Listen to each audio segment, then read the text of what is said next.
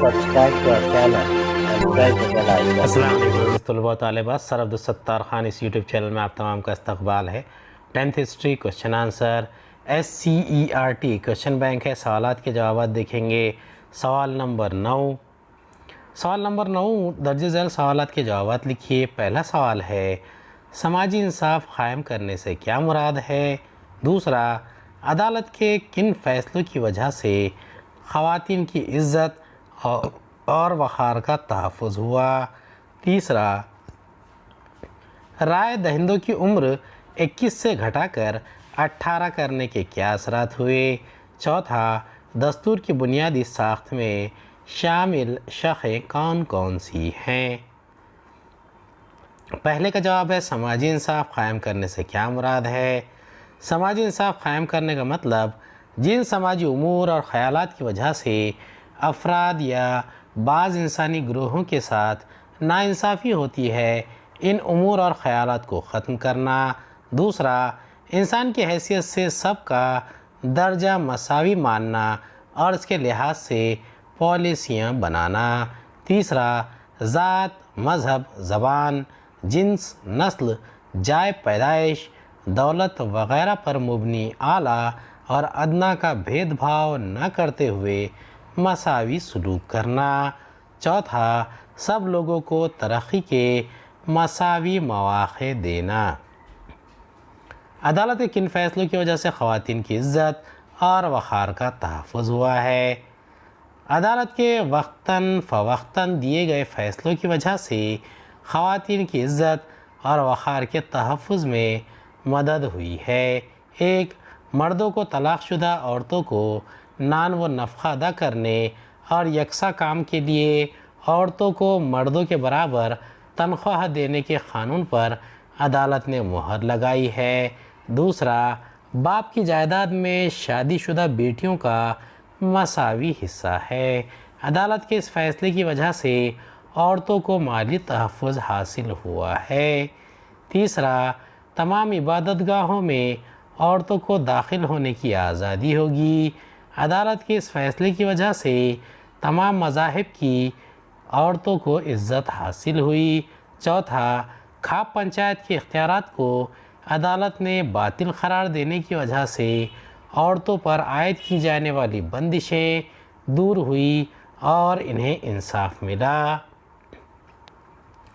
رائے دہندوں کی عمر 21 سال سے گھٹا کر 18 سال کرنے کے کیا اثرات ہوئے؟ اس کا جواب ہے بھارتی دستور نے تمام مرد و خواتین شہریوں کو رائے دہی کا حق دیا تھا جن کی عمر 21 سال مکمل ہو چکی ہے.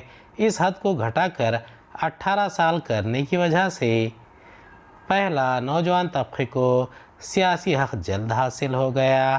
دوسرا نوجوان طبقے کو یہ فیصلہ کرنے کا اختیار مل گیا کہ ان کے نمائندے کیسے ہونے چاہیے. تیسرا اس وجہ سے بھارتی جمہوریت کی وسعت میں اضافہ ہو گیا اور یہ دنیا کی سب سے بڑی جمہوریت بن گئی. دستور میں شامل بنیادی شقیں: حکومت کی عوامی اور جمہوری نوعیت، دستور کی وفاقی حکومتی نوعیت، ملک کے اتحاد و یکجہتی کا تحفظ، مذہبی غیر جانبداری اور دستور کی برتری، ملک کا اقتدار اعلیٰ. سوال نمبر 9 مختصر جواب لکھیے. پہلا ہے الیکشن کمیشن کے فرائض بیان کیجیے. دوسرا واضح کیجیے کہ انتخابی ضابطۂ اخلاق سے کیا مراد ہے. تیسرا الیکشن کمشنر کے عہدے کے بارے میں معلومات لکھیے. چوتھا آزادانہ اور منصفانہ الیکشن کو درپیش چیلنجز کیا ہیں؟ پہلے کا جواب ہے الیکشن کمیشن کے فرائض. الیکشن کمیشن درج ذیل فرائض ادا کرتا ہے. پہلا رائے دہندگان کی فہرست تیار کرنا اور اسے جدید تقاضوں سے ہم آہنگ کرنا. دوسرا الیکشن کے نظام الاوقات اور انتخابی عمل کی منصوبہ بندی کرنا. تیسرا امیدواروں کے پرچہ نامزدگی کی چھان بین کرنا. چوتھا الیکشن کروانا اور اس سے متعلق سارے کام کرنا. 5واں سیاسی پارٹیوں کو منظوری دینا اور ان کی منظوری ختم کرنا۔ 6 الیکشن سے متعلق تمام تنازعات اور شکایات کو حل کرنا۔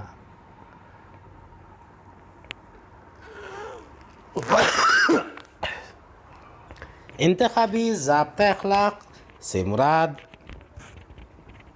الیکشن کی تاریخ کا اعلان ہونے سے نتائج کا اعلان ہونے تک کے عرصے میں حکومت سیاسی پارٹیوں، امیدواروں اور رائے دہندگان کو جن اصولوں کی پابندی کرنا ہوتی ہے اور کون سا عمل نہیں کرنا ہے، اس بارے میں اصولوں کی جس فہرست کا الیکشن کمیشن اعلان کرتا ہے اسے انتخابی ضابطۂ اخلاق کہتے ہیں۔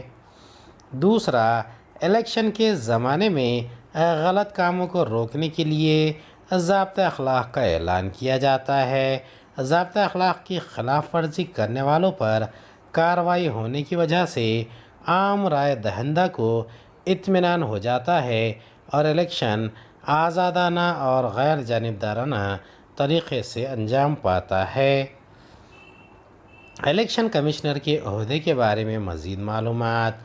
اس کا پہلا نقطہ ہے، بھارتی الیکشن کمیشن میں ایک چیف الیکشن کمشنر اور دیگر 2 الیکشن کمشنر ہوتے ہیں۔ تینوں کو مساوی اختیارات حاصل ہیں۔ دوسرا، ان کمشنروں کو صدر جمہوریہ نامزد کرتے ہیں۔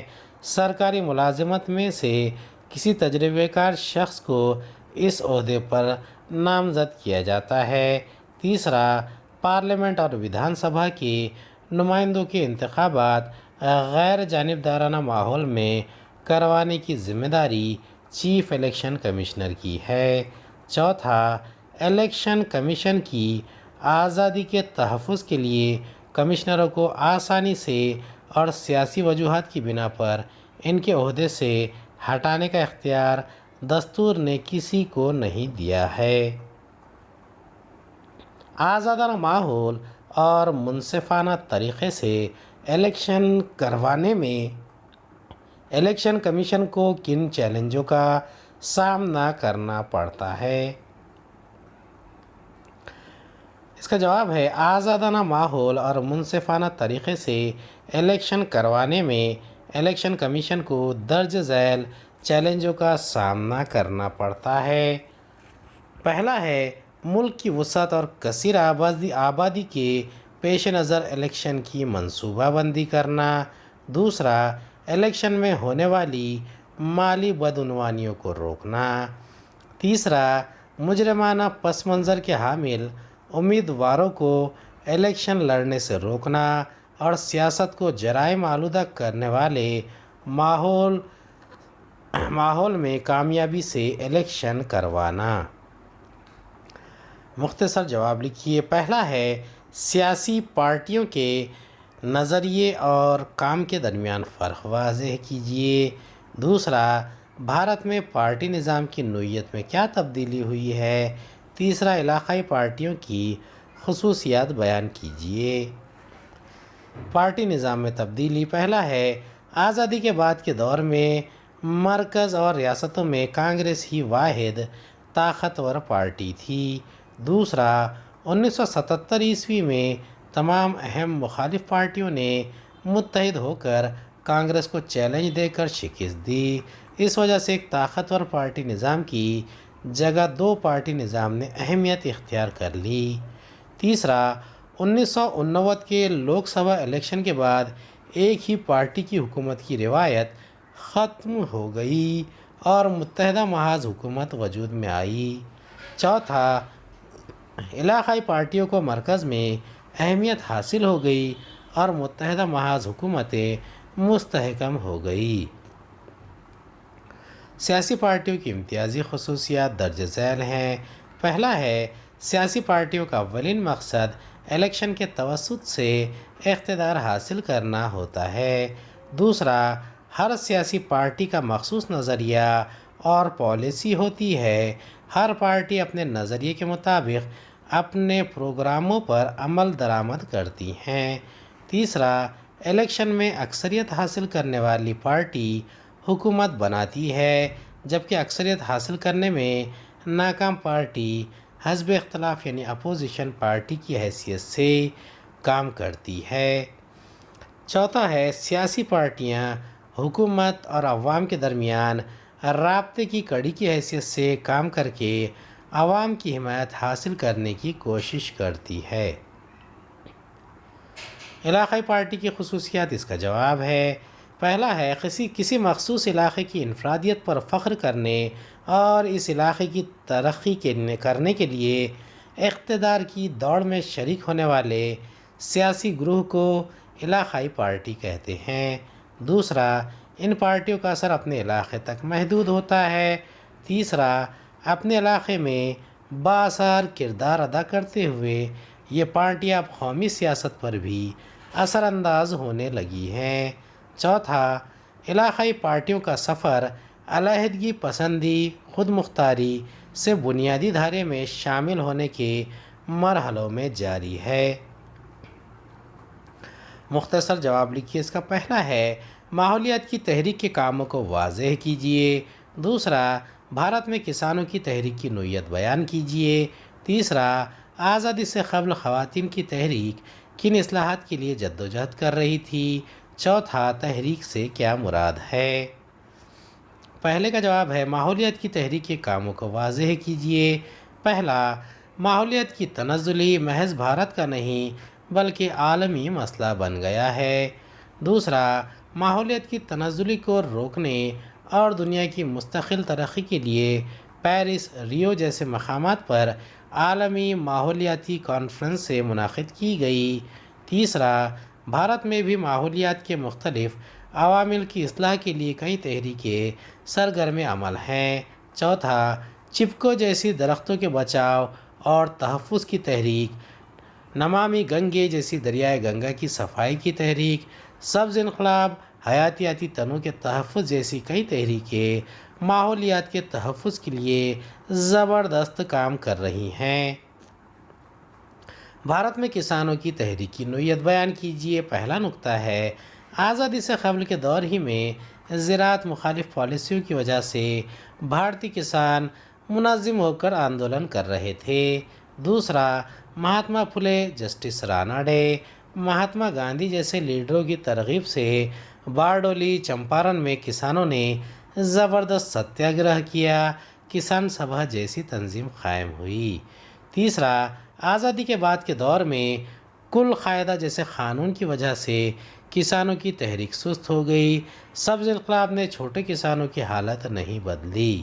چوتھا، زرعی مال کو مناسب قیمت ملے، قرض سے نجات اور سوامی ناتھن کمیشن کی سفارشات منظور کی جائے، اس کے لیے کسانوں کی تحریک دوبارہ زور پکڑ رہی ہے۔ آزادی سے قبل خواتین کی تحریک، پہلا ہے عورتوں کے ساتھ ہونے والی ناانصافی کو دور کرنا۔ دوسرا، عورتوں کا استحصال بند ہو اور وہ عزت کے ساتھ زندگی گزار سکے۔ تیسرا، عوامی زندگی میں عورتیں وقار کے ساتھ زندگی بسر کر سکے۔ چوتھا، رسم ستی، بیواؤں کی ناقدری، کثیر زوجگی طریقہ، بچپن کی شادی وغیرہ سماجی رسموں کو ختم کرنا۔ پانچواں، عورتوں کی تعلیم، عورتوں کو رائے دہی کا حق، بیواؤں کی دوبارہ شادی جیسی اصلاحات کرنا۔ تحریک سے کیا مراد ہے؟ اس کا جواب ہے پہلا نکتہ ہے کسی مسئلے کو حل کرنے کے لیے جب لوگ منظم ہو کر مسلسل عمل کرتے ہیں تو اس اجتماعی عمل کو تحریک کہتے ہیں۔ دوسرا، تحریک کی وجہ سے عوامی زندگی میں شہریوں کی شرکت میں اضافہ ہوتا ہے۔ عوامی مفادات اور مسائل حل کرنے کے لیے تحریک چلائی جاتی ہے۔ تیسرا، ایسا نہیں ہے کہ تحریک صرف حکومت پر دباؤ ڈال کر اپنے مسائل کو حل کروانے کے لیے ہوتی ہے، بلکہ حکومت کے بعض فیصلوں اور پالیسیوں کی مخالفت کرنے کے لیے بھی تحریک کام کرتی ہے۔ چوتھا، مذہبی، سماجی، معاشی، ثقافتی، ماحولیات سے متعلق صفائی ستھرائی، غلط رسوم و روایات وغیرہ مختلف مسائل کو لے کر تحریک چلائی جاتی ہے۔